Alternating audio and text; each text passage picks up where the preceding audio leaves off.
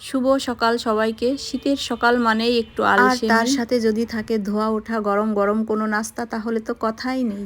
আজ আমি আপনাদের সাথে শেয়ার করব আমার ভীষণ প্রিয় এবং খুব সাধারণ একটি রেসিপি, শীতের সকালের ভাত ভাজা। আগের দিনের বেঁচে যাওয়া ভাত দিয়ে এত সুন্দর নাস্তা হয় তা না খেলে বুঝবেন না। তাহলে দেরি কিসের, চলুন দেখে নেওয়া যাক। প্রথমে কড়াইতে বেশ খানিকটা সরিষার তেল গরম করে নিচ্ছি। তেলটা গরম হতেই উপর থেকে দিয়ে দিচ্ছি কিছুটা পেঁয়াজ কুচি, সাথেই দিয়ে দিচ্ছি কিছু কাঁচামরিচ কুচি। পেঁয়াজটা হালকা বাদামি হওয়া পর্যন্ত ভেজে নেব। পেঁয়াজ ভাজা হয়ে গেলে এখন দিয়ে দেব স্বাদ মতো লবণ। একটু নেড়ে মিশিয়ে নিয়ে দিয়ে দেব সামান্য হলুদ গুঁড়া। এবার এর উপর দিয়ে দেব সেই ঠান্ডা ভাতগুলো। আগুনের আঁচটা মাঝারিতে রেখে মশলার সাথে ভাতগুলো খুব ভালোভাবে নেড়েচেড়ে মিশিয়ে নিব। ফ্রেশ ধনেপাতা কুচি দিয়ে রেডি করে নিচ্ছি ভাত ভাজা। এই তো রেডি শীতের সকাল